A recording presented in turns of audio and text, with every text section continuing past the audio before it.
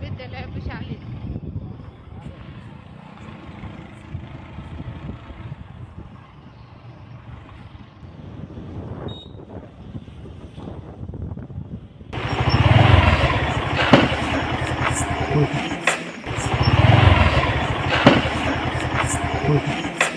दादा इथं मध्ये कोपऱ्याची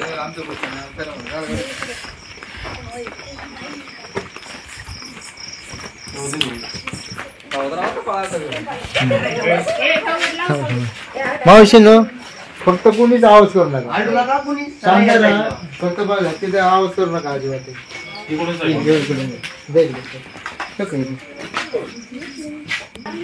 विषयावर साप एक होणच आहे डोकू नका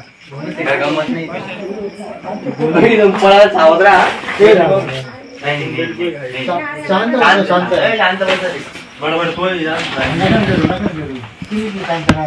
शांत राहा म्हणजे शांत राहा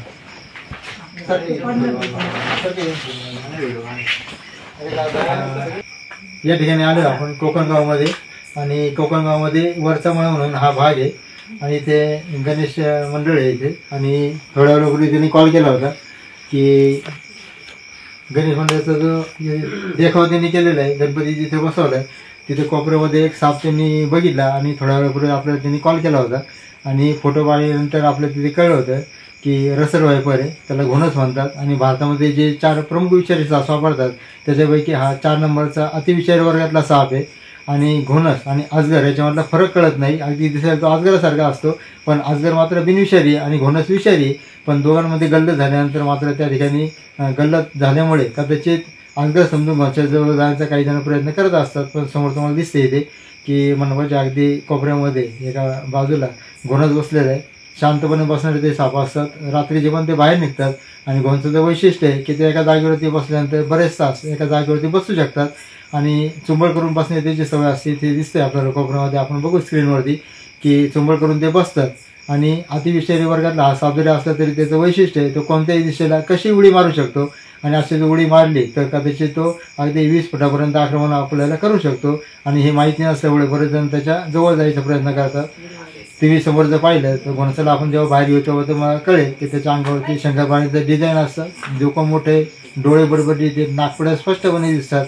आणि अशा प्रकारे रात्री जे घोणस जर निघाले तर तो दिसायला शांत असतो, मात्र त्याला पकडण्याचा प्रयत्न करताना मात्र तो अतिशय वेगाने आपल्यावर आक्रमण करू शकतो. ज्या पद्धतीने तुम्ही आता स्क्रीनवरती पाहणार की कशा पद्धतीने त्याला रेस्क्यू केले जाते, असं व्हिडिओ बघून मात्र घोणसाच्या जवळ जाण्याचा, मारण्याचा किंवा पकडण्याचा प्रयत्न कोणी करायचा नाहीये. आणि व्हिडिओ बघून तर असा प्रयत्न कोणी करायचाच नाही. तिकडून बॅटरी तिकडे जाऊ दे, मॅनेज होईल ना? मॅनेज होईल ना? मी जाऊ बाय.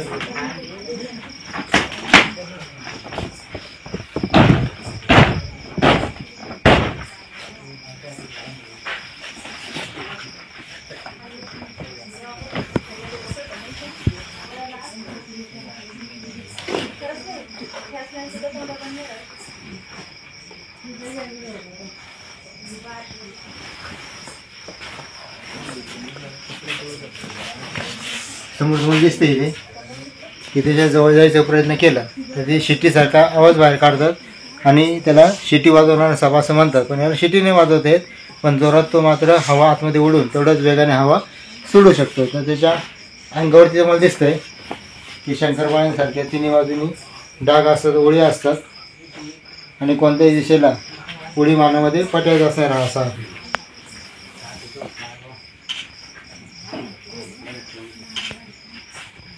त्यांना सांगा शांत बसून. या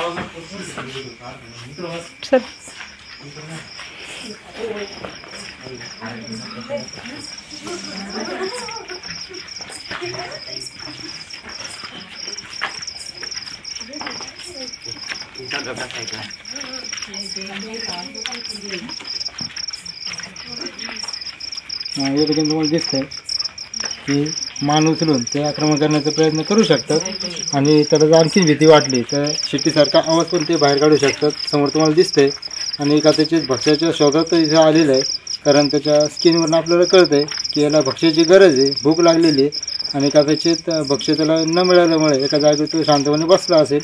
त्याला आपण सुरक्षित घेतोय ताब्यात, नंतर त्याच्या नैसर्गिक आदिवासीमध्ये आपण सोडून देऊ. समोर तुम्हाला इथे दिसतंय की थोडासा जाळा होणारा हा साप आहे, परंतु हा जो घोणस आहे त्याचं विष हिमेटॉक्सिक आहे, रक्तावरती परिणाम करणार आहे. परंतु असं जरी असलं तरी घोणस सापापासून आपल्याला त्याला मारण्यापासून आपल्याला थोडंसं बाजूला जावं लागतं. त्याला मारायचा प्रयत्न करायचा नाही आहे, कारण घोणसाचं विष देखील अनेक औषधांमध्ये वापरलं जातं.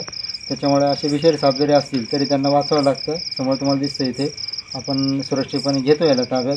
परंतु परत एकदा व्हिडिओमध्ये नमूद करतोय की व्हिडिओ बघून मात्र कोणी सापाच्या जवळ जाण्याचा प्रयत्न करायचा नाही. काय संगमनेर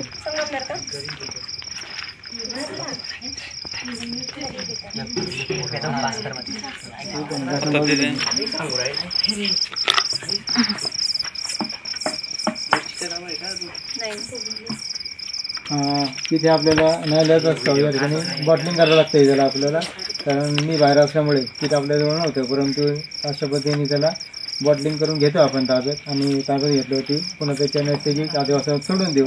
घोणस मानवी वस्तीमध्ये फार चुकून येतात आणि डोंगरामध्ये किंवा जिथे दगडांचा परिसर जास्त असतो, दगड विटा, त्या ठिकाणी घोणस असतात. इतर ठिकाणी मात्र घोणस निघत नाहीत आणि मानवी वस्तीजवळ तो पक्ष्याच्या शोधात चुकून आलेला असतो. याला आपण बॉटलिंग करून घेतोय ताब्यात.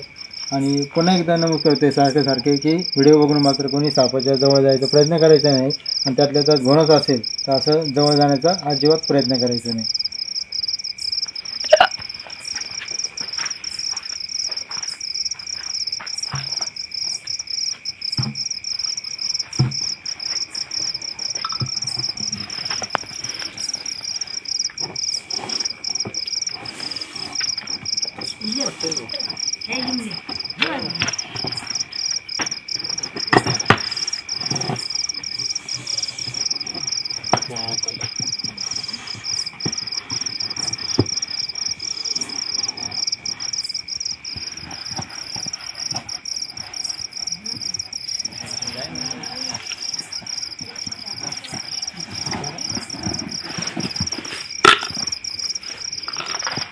तोंड बघा.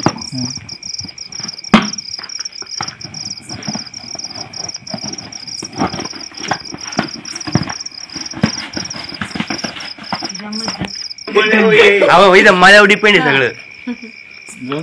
माझं नाव जोंधळे निलेश राजेंद्र, राहणार कोकणगाव. इथं 1 तासापूर्वी हा साप निघलेला. आम्ही गिरीश सरांना कॉल केला, त्यानंतर ते आले, त्यांनी तो पकडला आणि ते जंगलात सोडून देते. कोकणगाव इथे आपल्याला जो घोणस सापडला होता, या घोणसला आपण त्याच्या नैसर्गिक आदिवासात या ठिकाणी सोडून